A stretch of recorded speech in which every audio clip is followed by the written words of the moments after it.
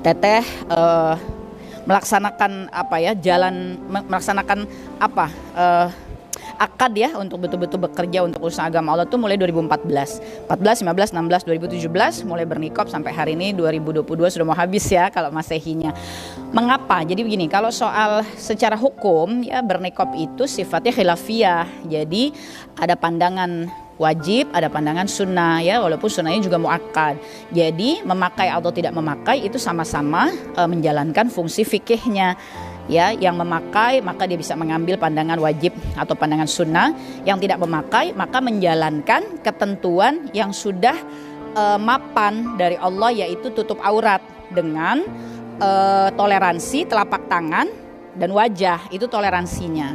Lalu kenapa bernikah? Pertama karena ada Al-Ahzab 53 di mana sejak ayat itu diturunkan maka pada masa Rasulullah SAW istri-istri Rasulullah SAW itu harus terhijab rapat ya.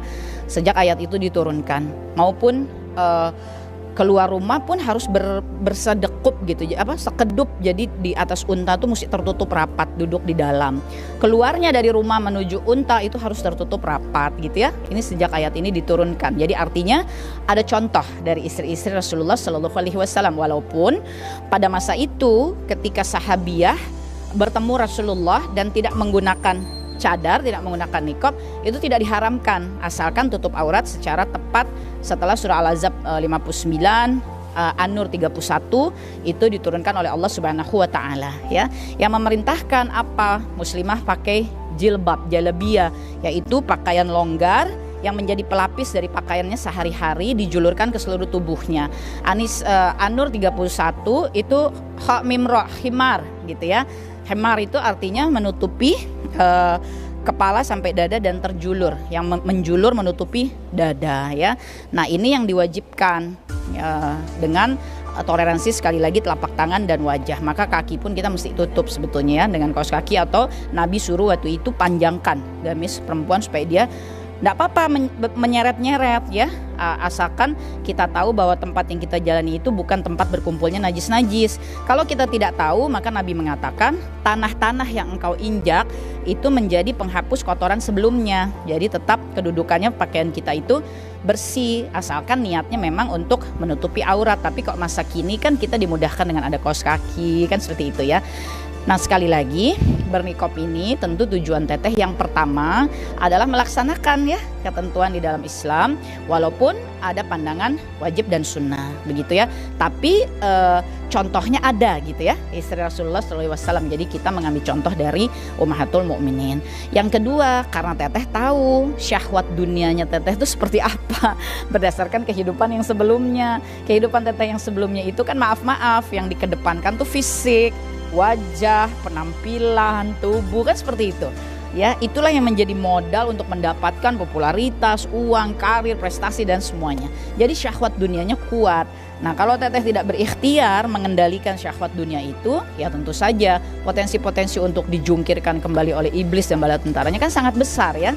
Sehingga teteh juga harus bekerja keras ya, mencari cara supaya diri teteh sendiri itu berada dalam kondisi yang mengendalikan gitu syahwat dunia. Nah salah satunya tentu dengan seperti ini.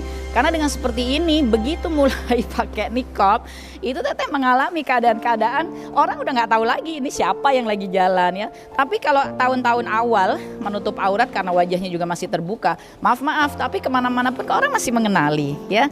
Jadi masih ada kumpulan-kumpulan orang yang menghampiri kan gitu ya. Masih ada juga yang maaf ya, misalkan memperhatikan, melihat kayak gitu ya. Kemudian juga masih suka mendapatkan fasilitas-fasilitas kesenangan dunia karena orang mengenali kan. Jadi itu ternyata itu loh yang dulu artis terkenal loh, Teh Peggy Melati Sukma, ayo kita ajak aja bu ayo teh lewat sini, dikasih fasilitas apa gitu ya. Itu kan syahwat dunia yang mengkhawatirkan. Maka teteh harus mencari caranya. Nah tentu ini cara yang juga teteh pilih ya, untuk bisa teteh juga mengendalikan diri teteh gitu ya dalam syahwat-syahwat duniawi.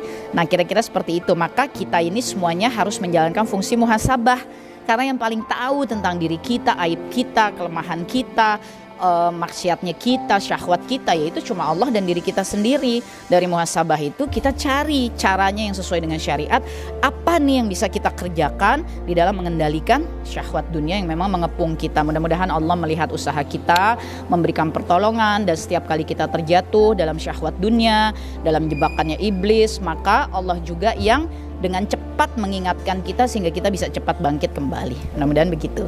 Wallahu a'lam bishawab. Semoga kisah-kisah ini bisa menjadi inspirasi dan penyemangatan bagi umat, bagi jamaah untuk terus bergerak menjaga iman dan takwa, banyak bermuhasabah, banyak sabar, dan fokus kepada tujuan yaitu Allah dan Rasulnya. Jazakumullah khairan katsir. Wassalamualaikum warahmatullahi wabarakatuh.